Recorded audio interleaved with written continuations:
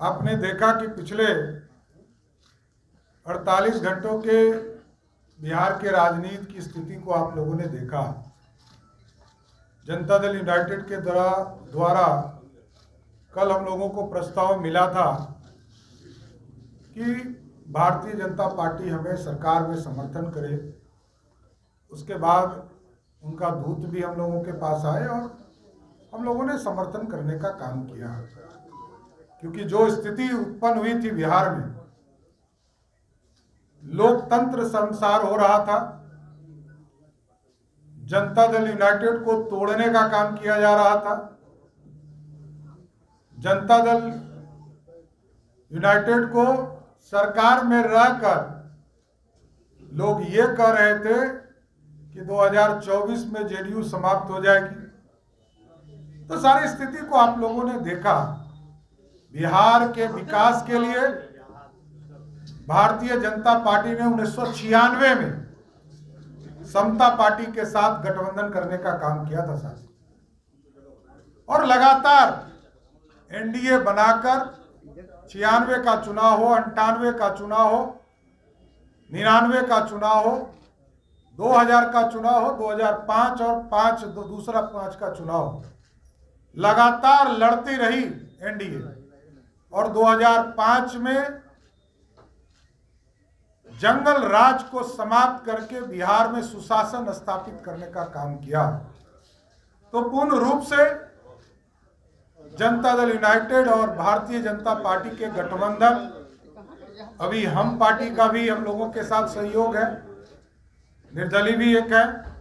तो सभी लोग मिलकर जो डबल इंजन की सरकार आदरणीय नरेंद्र मोदी जी के नेतृत्व में, नीतीश कुमार जी के नेतृत्व में, देश में मोदी जी, बिहार में नीतीश कुमार जी के नेतृत्व में हम बिहार के विकास के लिए काम करेंगे, बिहार को आगे बढ़ाने का काम करेंगे।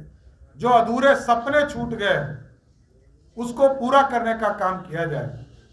2020 के चुनाव के समय हम लोगों ने पूरी तरह संकल्प लिया था, और संकल्प घोषणा पत्र में हम लोगों ने डाला था 10 लाख रोजगार देने का भारतीय जनता पार्टी और जनता दल यूनाइटेड का कमिटमेंट था, उसको पूरा किया जा रहा है। 2021 में हम लोगों ने 1,75,000 सरकारी नौकरी निकालने का काम किया था, और वो प्रोसेस में अभी तक पूरा नहीं हो पाया, उसको पूरा करवाने का काम हम लोग करेंगे। रोजगार भी देने का काम किया जाएगा, बिहार को विकसित तौर पर खड़ा किया जाएगा, और रेवेन्यू के स्तर को भी ठीक किया जाएगा कि बिहार में कैसे अधिक से अधिक रेवेन्यू उपलब्ध हो, जिससे कि बिहार के विकास के काम पिछड़ों में, अति पिछड़ों में, दलित समाज में, किस तरह हम समाज के अंतिम पंक्ति में बैठा हुआ व्यक्ति के बीच में विकास की किरण कैसे पहुंचे, इसकी हम चिंता करने का काम करेंगे। किसी जात या किसी जमात के बात नहीं है, पूरे देश और दुनिया के मानवता के मिसाल थे, मानव जाति के नेता थे, और सभी समाज को लेकर के चलने में उन्होंने काम किया। कोई पिछड़ा अति पिछड़ा का ही बात उन्होंने नहीं की, उन्होंने बात की, एक इंसानियत की बात की, और एक जीते जाते उस समय अपने जीवन में संघर्ष के प्रतिमूर्ति थे, एक मिसाल थे। समाज के जिस तबके से आते थे, गरीब निर्धन परिवार से आने के बाद समस्तीपुर के छोटा सा गांव में जन्मे एक व्यक्ति संघर्ष कर करके अपनी पढ़ाई पूरी की, जो स्वतंत्रता के आंदोलन में अपना दायित्व का निर्वहन किया। महात्मा गांधी जी की एक आवाज पर उन्होंने उनका साथ दिया, और आजादी के बाद भी संघर्ष का उनका एक लंबा जीवन है, लंबा कार्यकाल है, जो कि प्रेरणा का स्रोत है।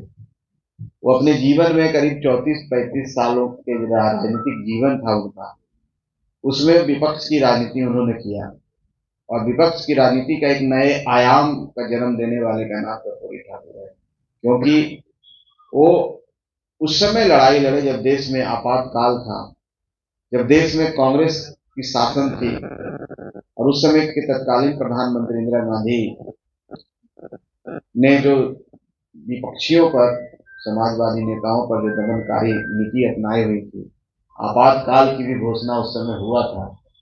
उस आपातकाल में लड़ाई लड़ने वाले का नाम कर्पूरी ठाकुर था। इसलिए कोई एक समाज और एक जात और एक धर्म में उनको हम बांट नहीं सकते हैं। उन्होंने बैकग्राउंड में रह करके, अंडरग्राउंड रह करके जिस तरह से संघर्ष किया गुरिल्ला वार की तरह, और सरकार के खिलाफ पर्चा छापना, नेपाल में रह करके जो साहस उन्होंने दिखाया और जो प्रतिभा उनके अंदर थी, जो वाक्पटुता, जब विधानसभा में बोलते थे तो उनसे सभी लोग प्रभावित हो जाते थे। ये नाम है कर्पूरी ठाकुर जी का। तो हम लोग को उनसे सीख लेनी चाहिए।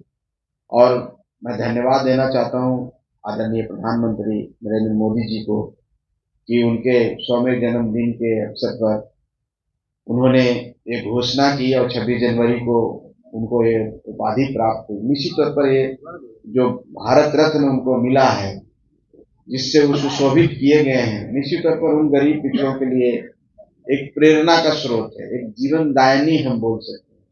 उनके इस उपाधि से लोगों के अंदर एक प्रेरणा आएगी, ये भावना जागृत होगा कि हम लोग के बीच का एक व्यक्ति इस देश का सर्वोच्च पुरस्कार लेकर के, तो लोगों में उनसे सीखने को मिलता है। वो सीख लोगों को प्रेरित करता है, स्वावलंबी बनाता है, जागरूक करता है, और जागरूक होते हैं तो लड़ाई लड़ने के लिए उनके अंदर प्रेरणा आती है। वो लड़ाई राजनीतिक लड़ाई हो, सामाजिक लड़ाई हो, जो समाज में व्याप्त कुरीतियों के खिलाफ हो, चाहे राजनीति में जो आज के समय में भ्रष्टाचार है, जो भी है, उन सब के खिलाफ लड़ने की जो प्रेरणा उनमें थी, वो भारत रत्न से निश्चित तौर पर उनके समाज में आएगा। जो गरीब समाज है, जो दलित समाज है, जो पिछड़ा समाज है, और ये कोई जात से नहीं होता है, क्योंकि हमारी पार्टी का भी एक नारा है कि हम गरीब अमीर की बात करते हैं, और गरीब सब लोग हैं। स्वर्ण जाति में भी भाई गरीब जो हैं वो भी गरीब हैं, और वो भी इस लड़ाई में शामिल हैं। और जो अगर दलित में, जो अनुसूचित जाति में भी बड़े हो गए हैं, बहुत पूंजीपति हो गए हैं, तो उनका क्लास अलग हो गया है। इसलिए लड़ाई गरीब अमीरों की है हमारी पार्टी। और हमारी पार्टी के लिए मैं धन्यवाद इसलिए भी देना चाहता हूँ, हमारे नेता आदरणीय श्री जीतन राम मांझी जी बैठे हुए हैं। हम लोग की पार्टी की विचारधारा और एक तरह से कहिए मैनिफेस्टो है, एक घोषणा हमने किया था।